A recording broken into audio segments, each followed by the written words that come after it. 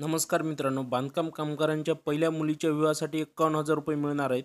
या योजनेचा लाभ कसा मिळवायचा, अर्ज कसा करायचा, डॉक्युमेंट कोणते कोणते लागणार आहेत, संपूर्ण माहिती या व्हिडिओमध्ये आपण बघणार आहोत. तर व्हिडिओ शेवटपर्यंत पहा. चॅनलवर नवीन असेल तर चॅनलला सबस्क्राईब करायला विसरू नका. तर चला व्हिडिओ सुरू करूया. या वेबसाईटची लिंक मी डिस्क्रिप्शनमध्ये देणारच आहे. या ठिकाणी आल्यानंतर construction worker apply online for claim या ऑप्शनवर आपल्याला क्लिक करून घ्यायचं आहे. या ठिकाणी आपल्याला सिलेक्ट ॲक्शन या ठिकाणी आपल्याला दोन ऑप्शन दिसतील, न्यू क्लेम आणि अपडेट क्लेम. जर तुमचा नवीन क्लेम असेल तर न्यू क्लेम करू शकता. जर तुमचा क्लेम त्रुटीमध्ये पडला असेल तर तुम्ही अपडेट क्लेम करू शकता. माझा नवीनच आहे म्हणून मी न्यू क्लेम सिलेक्ट करून घेतो. त्यानंतर ह्या ठिकाणी आपल्याला रजिस्ट्रेशन नंबर टाकायचा आहे, म्हणजेच आपल्या बांधकाम कामगार नोंदणी क्रमांक टाकायचा आहे, जो की MH पासून सुरू होतो. या ठिकाणी मी टाकून घेतो. त्यानंतर ह्या ठिकाणी आपल्याला टिक वगैरे काहीही करण्याची आवश्यकता नाही आहे. त्यानंतर प्रोसीड टू फॉर्म या ऑप्शनवर आपल्याला क्लिक करायचं आहे. आपल्या मोबाईल नंबरवर एक OTP गेला असेल, तो OTP ह्या ठिकाणी आपल्याला टाकून घ्यायचा आहे आणि व्हॅलिड OTP या ऑप्शनवर आपल्याला क्लिक करायचं आहे.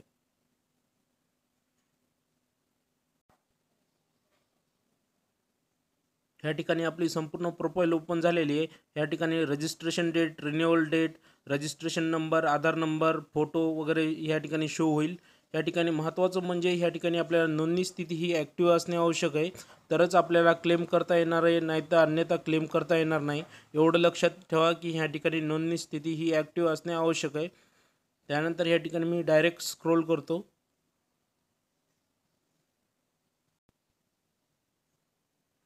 त्यानंतर ह्या ठिकाणी स्कीम कॅटेगरी या ठिकाणी आपली कॅटेगरी निवडायची आहे की आपली कोणती योजना आहे. आपली शैक्षणिक कल्याण योजना आहे की आरोग्य कल्याण योजना आहे किंवा आर्थिक कल्याण योजना आहे की सामाजिक कल्याण योजना आहे.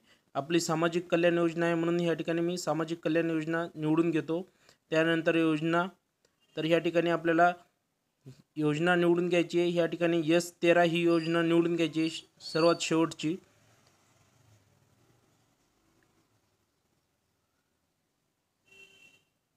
त्यानंतर ह्या ठिकाणी आपल्या मुलीचं नाव सिलेक्ट करून घ्यायचं आहे.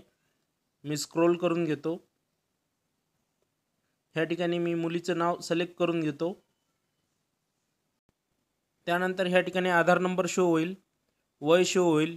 ज्या दिवशी लग्न झालं होतं ती तारीख ह्या ठिकाणी टाकून घ्यायची आहे. जशी मॅरेज सर्टिफिकेटवर आहे तशी तारीख टाकून घ्या. त्यानंतर ह्या ठिकाणी रजिस्ट्रेशन डेट, ह्या ठिकाणी ज्या दिवशी आपण मॅरेज रजिस्ट्रेशन केलं होतं ती तारीख ह्या ठिकाणी टाकून घ्यायची आहे, जी की मॅरेज सर्टिफिकेटवर असते. त्यानंतर रजिस्ट्रेशन प्लेस, ज्या ठिकाणी आपण मॅरेज रजिस्ट्रेशन केलं होतं त्याचा ॲड्रेस या ठिकाणी टाकून घ्यायचा आहे. त्यानंतर ह्या ठिकाणी आपल्याला डॉक्युमेंट्स अपलोड करायचे आहेत. डॉक्युमेंटची साईज ही 2 MB कमी असली पाहिजे. तुम्ही JPG PDF दोन्ही स्वरूपात अपलोड करू शकता. त्यानंतर ह्या ठिकाणी ॲटोडेबिट करायचं आहे 100 रुपयाच्या बॉन्डवर. त्याचा फॉर्मॅट मी माझ्या डिस्क्रिप्शनमध्ये देणारच आहे किंवा तुम्ही व्हॉट्सअपला हाय करून सुद्धा मिळवू शकता. माझा व्हॉट्सअप नंबर मी डिस्क्रिप्शनमध्ये देऊन टाकतो. त्यानंतर ह्या ठिकाणी आपल्याला राशन कार्ड अपलोड करायचं आहे. राशन कार्डमध्ये आपल्याला मुलीचं नाव असणे आवश्यक आहे, तरच आपल्याला क्लेम मिळणार आहे, अन्यथा मिळणार नाही. त्यानंतर आधार कार्ड, या ठिकाणी मुली आणि मुलाचं दोघांचंही आधार कार्ड मर्ज करायचं आहे PDF आणि ह्या ठिकाणी आपल्याला अपलोड करून घ्यायचं आहे.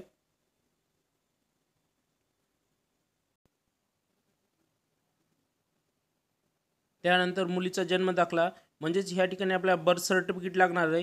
जर तुमच्याकडे बर्थ सर्टिफिकेट नसेल तर ह्या ठिकाणी आपल्याला TC अपलोड करून घ्यायची आहे. तर ह्या ठिकाणी मी TC अपलोड करून घेतो. त्याच्यानंतर ह्या ठिकाणी आपल्याला मॅरेज सर्टिफिकेट अपलोड करायचं आहे. मी ह्या ठिकाणी अपलोड करून घेतो.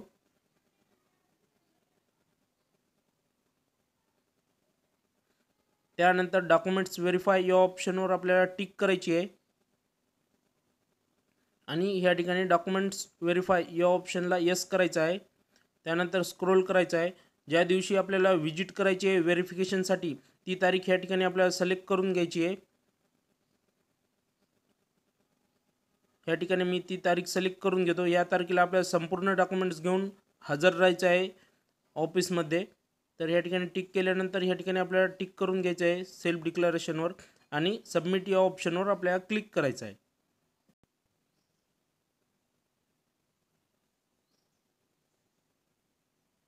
ह्या ठिकाणी आपला क्लेम सक्सेसफुली सबमिट झालेला आहे. ह्या ठिकाणी आपल्याला पोचपावती क्रमांक आलेला आहे. त्यानंतर ओके या ऑप्शनवर आपल्याला क्लिक करायचं आहे. त्याच्यानंतर प्रिंट अपॉइंटमेंट लेटर या ऑप्शनवर क्लिक करून आपल्याला प्रिंट काढून घ्यायची आहे.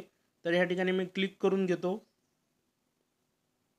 ह्या ठिकाणी योजना S13 तुम्ही पाहू शकता आणि लाभाची रक्कम ही 51,000 रुपये असणार आहे. ज्या दिवशी आपण तारीख आपण सिलेक्ट केलेली आहे त्या तारखेला हे लेटर आणि जेवढे डॉक्युमेंट आपण अपलोड केले होते तेवढे ओरिजिनल डॉक्युमेंट घेऊन आपल्याला लेबर कार्ड ऑफिसमध्ये उपस्थित राहायचं आहे. व्हेरिफिकेशन झाल्यावर आपल्याला क्लेम आपला अप्रूव्हल होईल आणि आपली रक्कम मिळून जाईल. तर धन्यवाद मित्रांनो. व्हिडिओ आवडला असेल तर नक्की सबस्क्राईब करा. जय हिंद, जय महाराष्ट्र.